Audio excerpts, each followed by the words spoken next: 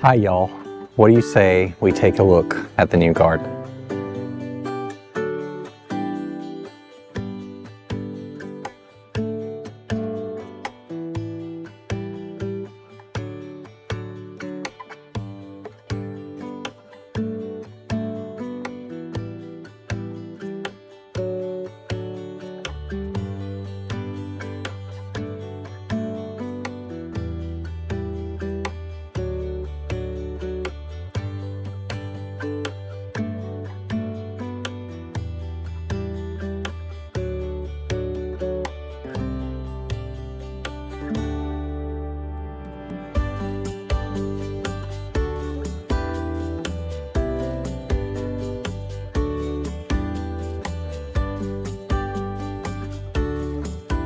Well, as you can see, the new garden is really large, but there's also a lot of work to do. So I'm going to go through a quick video.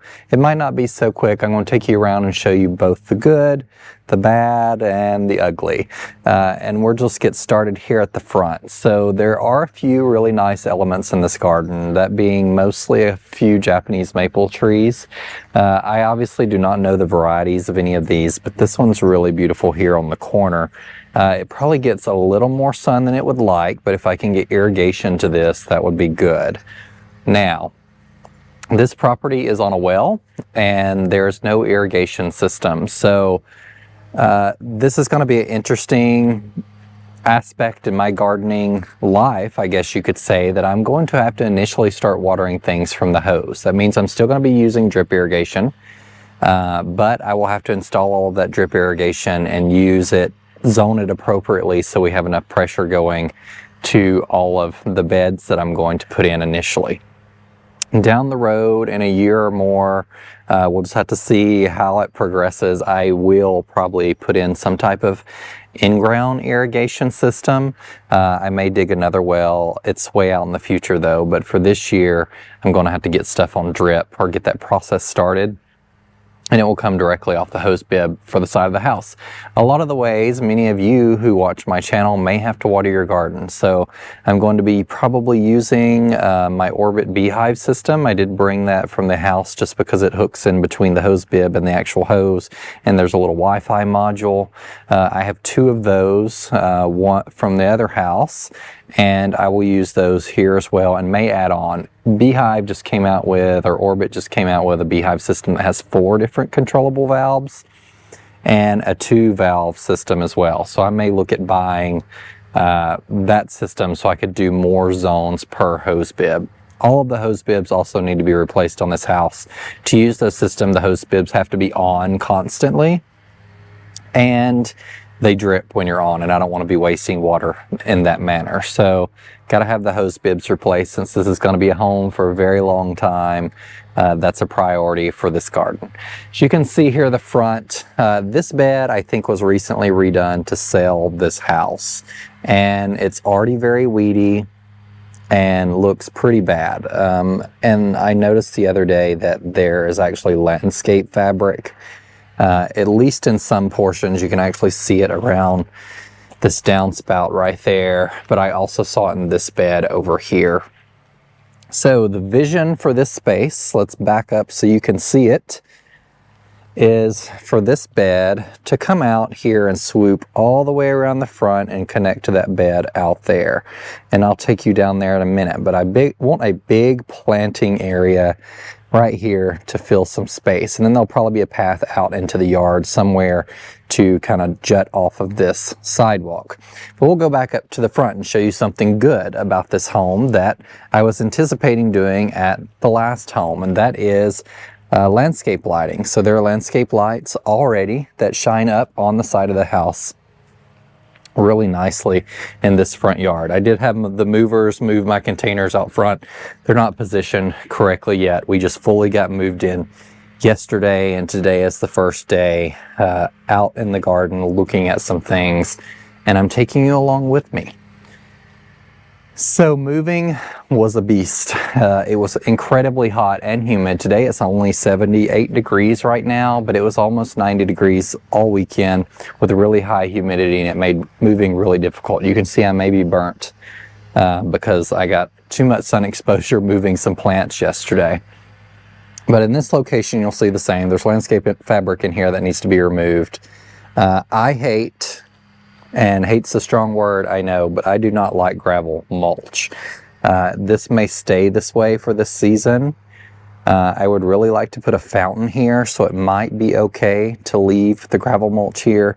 But if you'll look very carefully, you'll notice in this gravel mulch, there's also some rubber mulch mixed in, which rubber mulch was added back here, so I'm going to have to get out here with a shop vac and suck all of this up.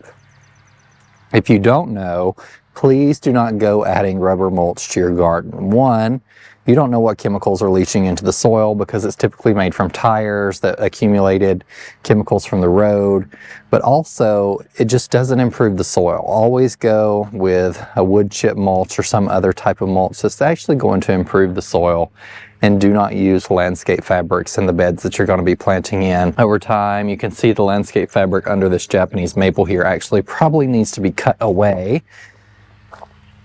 It's kind of close to the trunk there, but this is also very thin landscape fabric. You can kind of see through it, so it's not a choice that I would make anyway. If you were going to pick landscape fabric, stick with a 𝗣𝗜𝗗𝗘𝗢 Pro that's thicker, and only in locations where you're not going to be planting as a temporary method to control weeds. It's really not a permanent solution anywhere. All right, you see these boxwoods. These boxwoods are kind of rough looking and need to be pruned, but that is a job for late September, October, and I'll be shaping them probably closer into spheres, and they're going to look really rough because boxwoods are really green on the outside, but in the center, see all that in there?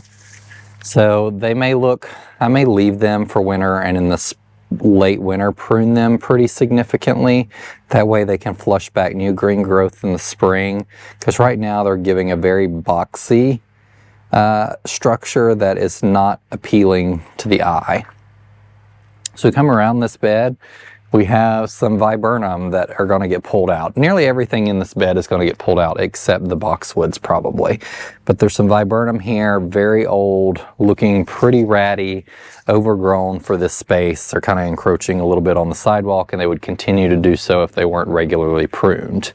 So Viburnum, there's some Spirea here that are also going to come out, because they just look really rough. There's a lot of dead in there. And there's also landscape lights here. So we're going to put something that stays a little smaller here. Not sure what any of that is going to be yet, but you don't want to really crowd these landscape lights. They can get warm. I haven't investigated to see what kind they are. Probably could be upgraded to LED, and that would be super helpful. But some bushes that stay a little smaller and don't crowd out those LED lights will also be very helpful. Also, have some varmint issues. I think we have some moles. We also have some gopher problems. Look at this giant hole over here that we got to resolve that's been dug up. There's another one on the other side of the house. Definitely need to get that taken care of quickly. You can see the entire property back here behind me, which is really nice. And then we come to this little area at the front where there is a birch tree of some variety, don't know, but it is partially dead and needs to be removed. So I don't know if this will be cut down this year sometime, but it will probably definitely be cut down next year. But it definitely needs to come out so I can start making the space a little more lovely. The good thing is there's a landscape light right there, so I could potentially repurpose that. If I cut this down, I can do some stump removal, some organic methods of stump removal there. And there's a lot of hosta in this bed, which this gets too much sun for hosta. As you can see here, they're very crispy. So lots of stuff to do here. There's a nice landscape light here as well that is okay. It's not too bad. It probably needs to be replaced. So that'll be a project in the future as well. And then we have a butterfly bush on the corner right here, which for now might stay here, but spring, I think this would be a lovely spot to put a hydrangea standard, I think. Whoever planted these trees many, many years ago did a really good job. I really like the structure of them. Those are some maples. And this tree down here, I'm not sure what this one is. If anyone knows, please let me know. I haven't done much investigating online. yet, but it's also structured really nicely. And that does need to be pruned up. Several of them on the property do, just so you can get around them and cut them easier. You'll notice my plant bay here has transitioned to right here, and I've just got an overhead sprinkler watering them for now to keep them happy until I can start planting some stuff in the next couple months. But some of these lower limbs just need to be chopped off a little bit to bring the canopy of this up, so it's just easier to mow under. But you'll see this side of the house also needs lots and lots of work. Lots of weeds. Since we originally looked at this home, everyone's busy with the move, so they weren't able to keep up on any of the weeds. And these beds have gotten really out of control. So there's some peonies right here that will probably be removed eventually. I'm going to keep them for now because peonies don't love to be moved so much, but we'll leave them. And then some more of those viburnum that will be taken out. And that's about all there is on this side of the bed here. And then all of this is bed, but all overgrown with weeds. And then we have another bush right here, which I'm not exactly sure. Oh, this is a burning bush, and it's also very old and needs to be desperately removed here. Next to the fence over here, we have more blue spruces that are dying. So the ones that I removed at the old house would have eventually looked like this. This is pretty much common for our area and how these blue spruces perform. So this one's completely dead, you can see, and it's a priority to at least cut down. That one's on its way to probably not being alive next year, and this one may be the year after that. So all three of these have to be removed, probably cut them even with the ground and cut them up and maybe just turn them into firewood. Who knows right now? But this is what we're dealing with around the fence. Let's go take a look inside and see what that looks like. So you can see all the mole hills right here in the yard. That's something I've got to address before I can even start planting in this area. This whole area, when you walk along it, collapses underneath you, which is an indicator that there are a serious mole problem in these beds. So this bed begins right here, and it goes all the way around this fenced-in backyard with this lovely pool that I've been enjoying. But I'm dreaming in this area of making a solid hydrangea hedge all the way around the property. It will be or all the way around the fence. It'll be a 𝗣𝗟𝗏𝗘𝗢 variety.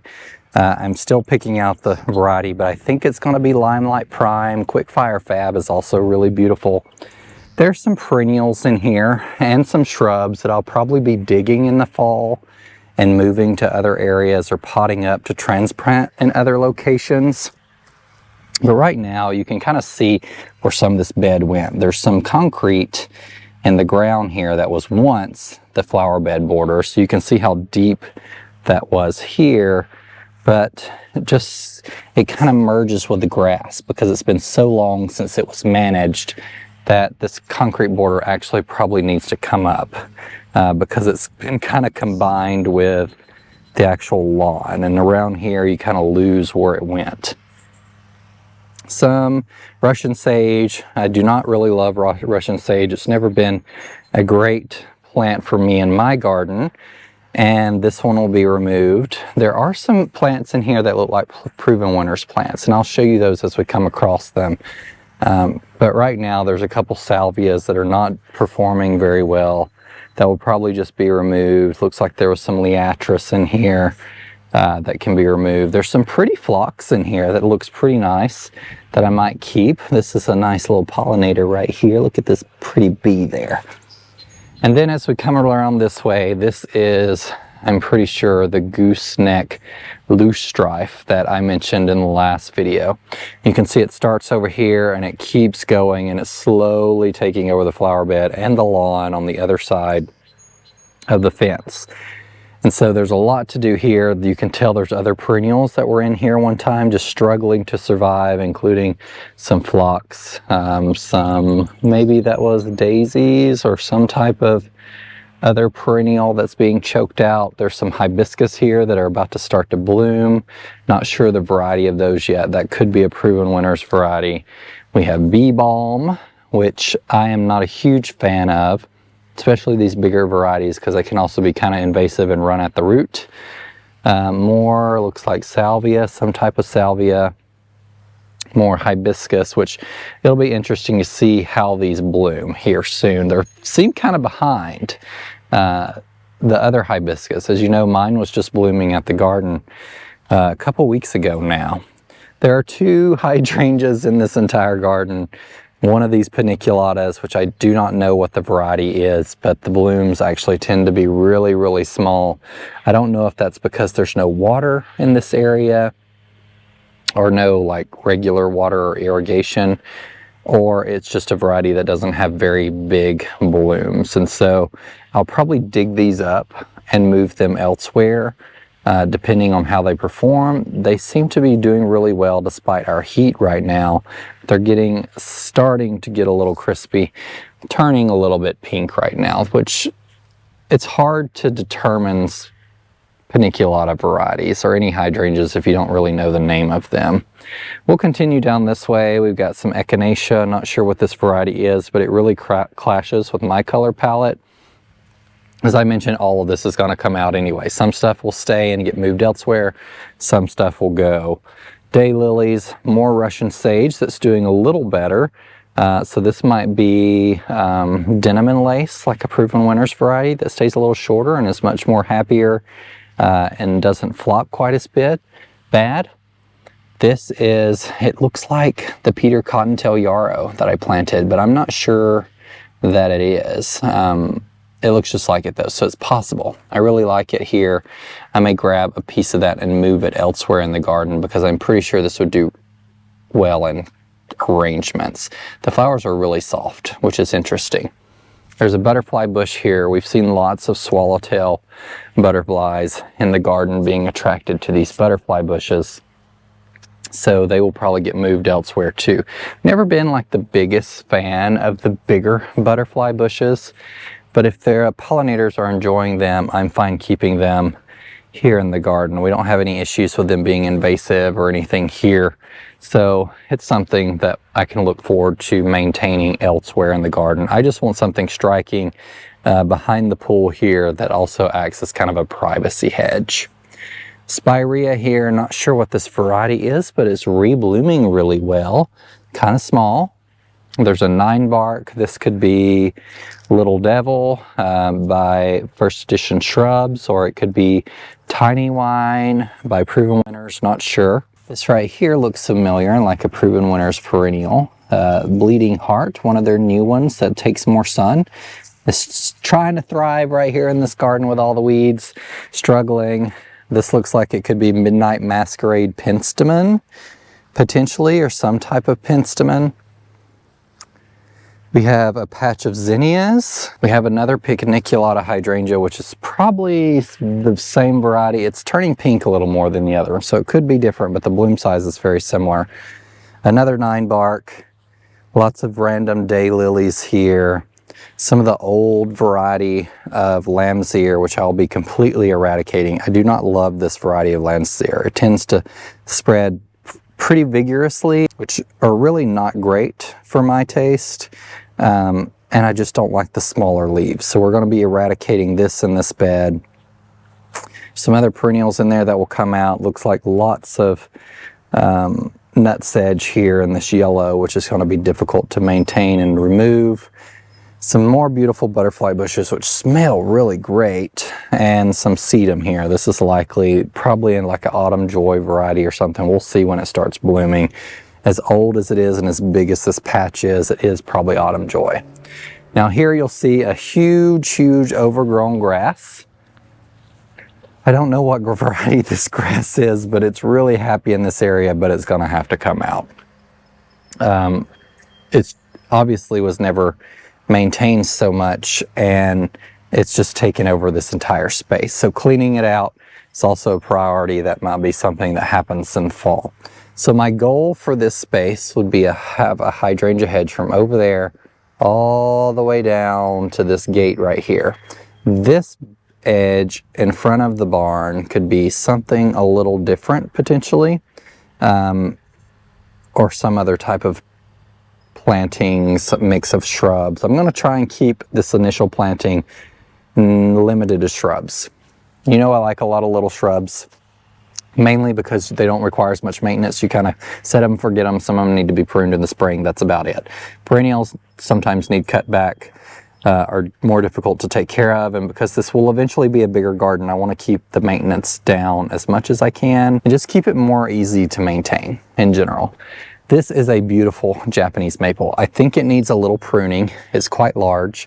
It's kind of growing into the fence, so we need to probably come off and just limb up some of these smaller, lower branches here just to make it easier to do maintenance under, like take off that little one right there. But nice, lovely structure here on the corner next to the gate. So you can see a lot of my work this fall is going to be a lot of clean out and preparing for next spring. This bed right here is completely overgrown with creeping euonymus, and that will be a beast to maintain, but there's this beautiful tree above it. I think this is obviously a crabapple, it seems like.